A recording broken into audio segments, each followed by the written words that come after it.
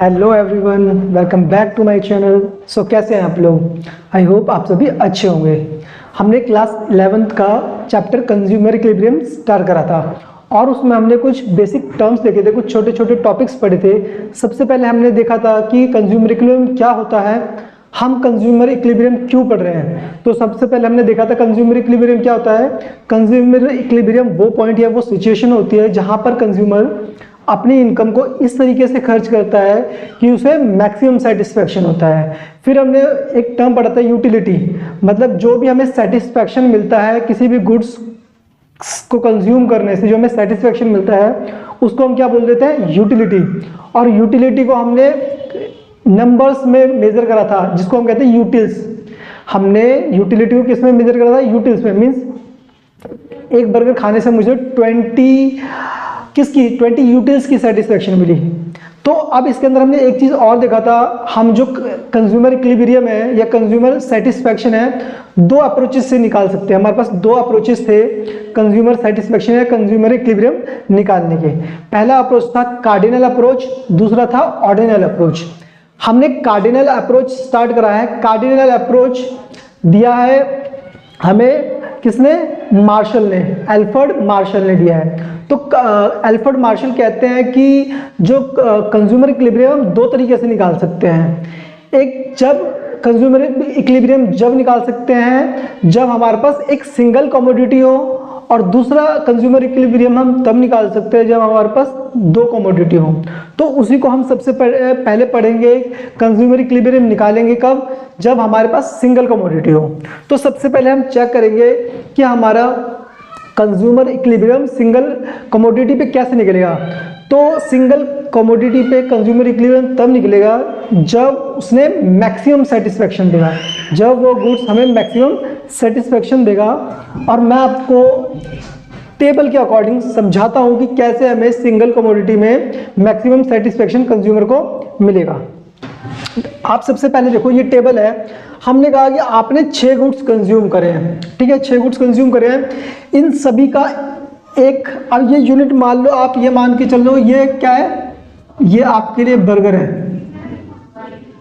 Burger है। आपने एक बर्गर 10 रुपीज का परचेज करा, दो बर्गर, दूसरा बर्गर 10 रुपीज का, तीसरा बर्गर 10 रुपीज का, चौथा बर्गर 10 रुपीज का, फिफ्थ बर्गर 10, मतलब हर बर्गर आपने कितने कितने खरीदा है, 10 रुपीज का परचेज करा, मतलब हर बर्गर का प्राइस 10 रुपीज का है। अब आपने फर्स्ट जब बर्गर खाया तो आपको 20 का सेटिस्फेक्शन मिला, दूसरा बर्गर खाया 16 का, थर्ड बर्गर खाया 10th का, फोर्थ बर्गर खाया 4th का, फिफ्थ बर्गर खाया 0 का, सिक्स बर्गर खाया -6 का। आप एक चीज देख रहे हो, मार्जिनल यूटिलिटी है वो क्या होते जा रहा है, कम होते जा रहा है। ऑब्वियस सी बात है, जैसे जैसे आप गुड्स कंज्यूम करते होगे आपका मार्जिनल यूटिलिटी कम होता जाएगा। मैं जैसे फर्स्ट बर्गर खाऊंगा, मुझे बहुत अच्छा लगेगा, बहुत सेटिस्फेक्शन मिलेगा, तो मार्जिनल यूटिलिटी ज़्यादा। फिर दूसरा खाऊंगा तो पहले से कम सेटिस्फेक्शन मिलेगा, तो मार्जिनल यूटिलिटी कम। फिर तीसरा खाऊंगा और मार्जिनल यूटिलिटी कम, क्योंकि सेटिस्फेक्शन धीरे धीरे क्या होता जाएगा, कम होता जाएगा। हमने लॉ ऑफ डिमिनिशिंग, हमने लॉ ऑफ क्या पढ़ा था, डिमिनिशिंग मार्जिनल यूटिलिटी। जैसे जैसे हम ज़्यादा गुड्स को कंज्यूम करते हैं उससे मिलने वाली यूटिलिटी क्या होती जाती है, कम होती जाती है। वही रूल लगा है। अब हम चेक करते हैं कि हमें, अब ये मेन इंपॉर्टेंट पॉइंट है। देखो, हमने कहा कि हमें मार्जिनल यूटिलिटी 20 मिली है। अब मैं इस मार्जिनल यूटिलिटी को रुपीस में निकाल लेता हूँ। मीन्स इस 20 रुपये को खर्च, 20 यूटिलिटी के लिए हमें कितना रुपीस खर्च करना पड़ेगा। इस 20 यूटिलिटी को लेने के लिए हमें कितना क्या करना पड़ेगा, खर्च करना पड़ेगा। अब मैंने एक चीज अज्यूम करी कि आपको एक यूटिल, अच्छा जो आप ये 20, 16, 10, 4 जो देख रहे हो किस में आपके होंगे, ये यूटिल्स में होंगे, यूटिल्स में होंगे। आपको 20 यूटिल्स का मिला, 16 यूटिल्स का मिला। अब हमने बात करी कि भाई हमने एक यूटिल्स 1 रुपये के बराबर है। इट मीन्स हमें एक यूटिल्स के लिए 1 रुपया खर्च करना पड़ रहा है, हम अज्यूम करते हैं। तो हमें 20 यूटिल्स के लिए कितने रुपए खर्च करने पड़ेंगे, 20 रुपये। 16 यूटिल्स के लिए कितने खर्च करने पड़ेंगे, डिवाइडेड बाई 1, 16 रुपीज़। 10 यूटिल्स के लिए डिवाइडेड बाई 1, 10 रुपीज़। मतलब सबको, मैं सबके लिए, अगर एक यूटिल 1 के बराबर है तो 20 यूटिल्स 20 रुपये के बराबर होगा। 16 यूटिल्स के लिए 16 रुपीज़ खर्च करना पड़ेगा, 10 यूटिल्स के लिए 10 रुपीज़ खर्च करना पड़ेगा, 4 यूटिल्स के लिए 4 रुपये खर्च करना पड़ेगा, 0 यूटिल्स के लिए 0 रुपये खर्च करना पड़ेगा, 6 यूटिल्स के लिए -6 के लिए -6 आ जाएगा। अब आप देखोगे डिफरेंस, मतलब आपने प्राइस कितना लगाया, कह रहा भाई आपने ये जो 20 यूटिल्स आपको 20 का सेटिस्फेक्शन मिलेगा, मगर आपने पैसे कितने खर्च करे 10, मतलब 10 रुपये खर्च करके मैंने 20 का सेटिस्फेक्शन मिल रहा है, मतलब ये पॉजिटिव अच्छी सिचुएशन है। दूसरा है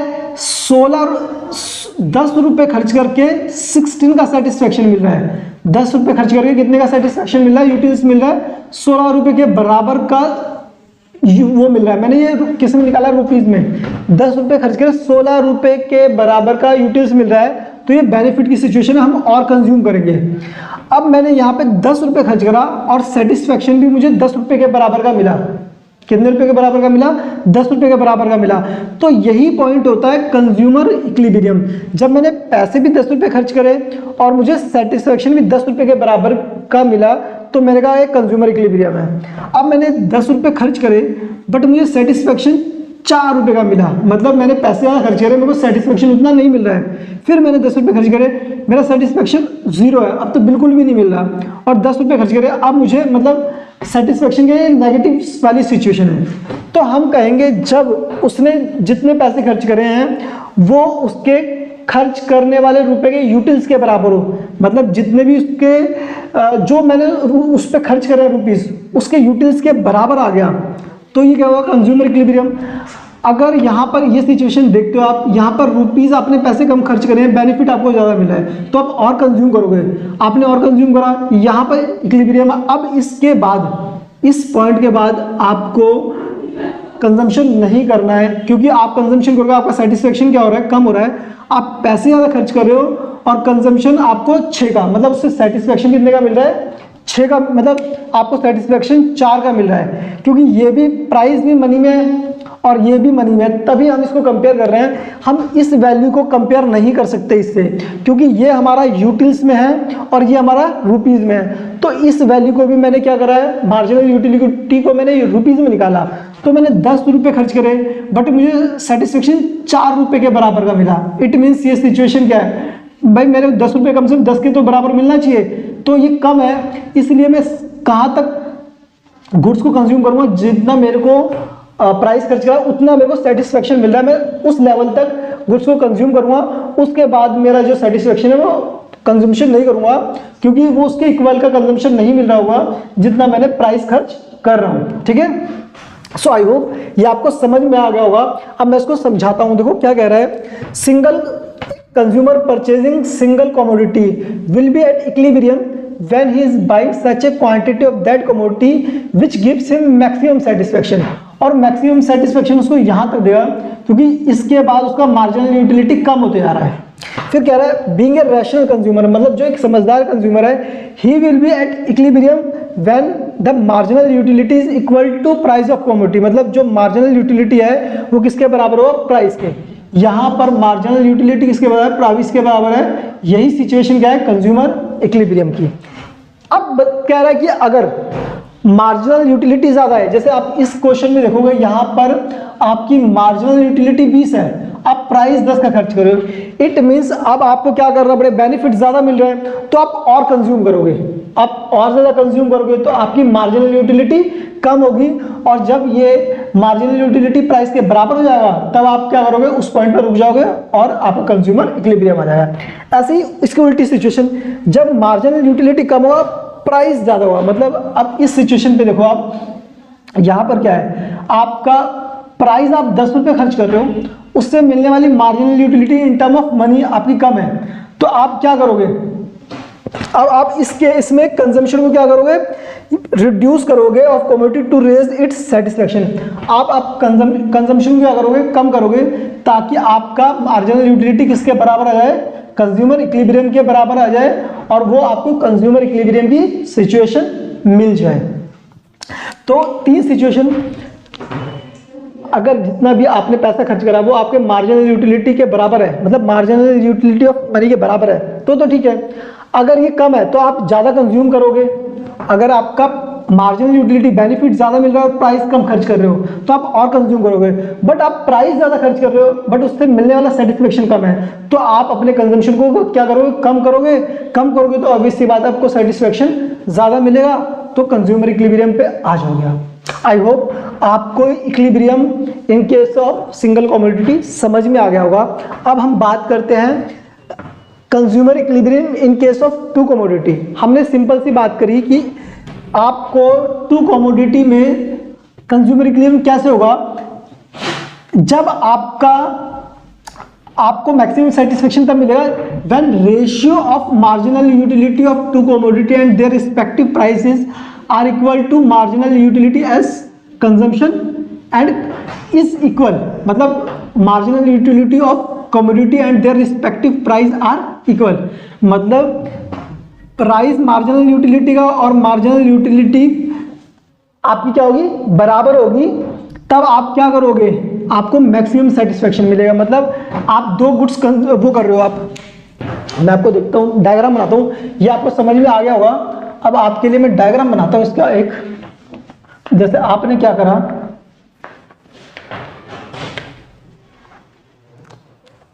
आपके लिए एक डायग्राम है, ये टेबल लेते हैं एक,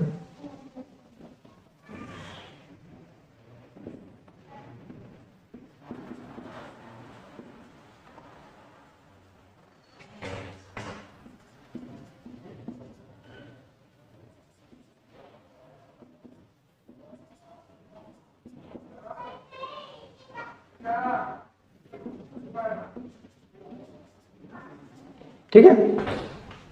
तो इसमें क्या होगा, इसमें हम जब marginal utility of x and marginal utility of y इसके प्राइस के बराबर हो जाएगा, मतलब जैसा कि हमने प्रीवियस में देखा था कि marginal utility of x and price of x is equal to marginal utility of y and ratio of price of Y.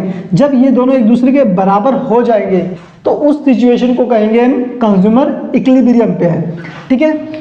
इसको भी मैं रफ कर देता हूं। जैसे देखो हमने बात करी कि अगर अब बात करते हैं ये सिचुएशन ऐसी ना हो, ये मतलब प्राइस ऑफ एक्स,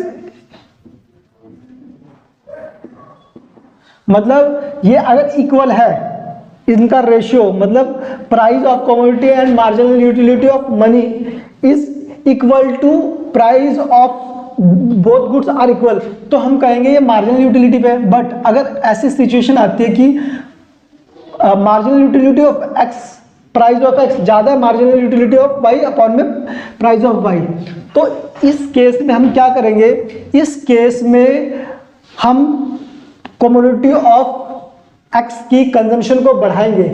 कंजम्पशन को बढ़ाने से कमोडिटी एक्स की इसका मार्जिनल यूटिलिटी कम आएगा और कम आते आते एक पॉइंट ऐसा आ जाएगा जब उसका मार्जिनल यूटिलिटी इसके वाई के बराबर आ जाएगा, उस सिचुएशन में हम आके रुक जाएंगे। ऐसे ही अगर दूसरी सिचुएशन आएगी जब इनका रेशियो वाई के रेशियो ज़्यादा है एक्स के रेशियो से, तो गुड्स कमोडिटी एक्स का कंजम्पशन ज़्यादा करेंगे। कंजम्पशन ज़्यादा करने से मार्जिनल यूटिलिटी क्या हो जाएगा, उसका फॉल हो जाएगा, और फॉल होते होते एक पॉइंट आएगा जब इसका जो मार्जिनल यूटिलिटी है वो किसके बराबर हो जाएगा, मार्जिनल यूटिलिटी ऑफ एक्स के बराबर हो जाएगा। तो हम कहेंगे कि क्या होगा, ये वापस से किस सिचुएशन पे आ जाएगा, इक्वल, मतलब कंज्यूमर इक्विलिब्रियम की सिचुएशन पे आ जाएगा। तो हम ये कह रहे थे ratio of marginal utility to price is same in case of both the goods.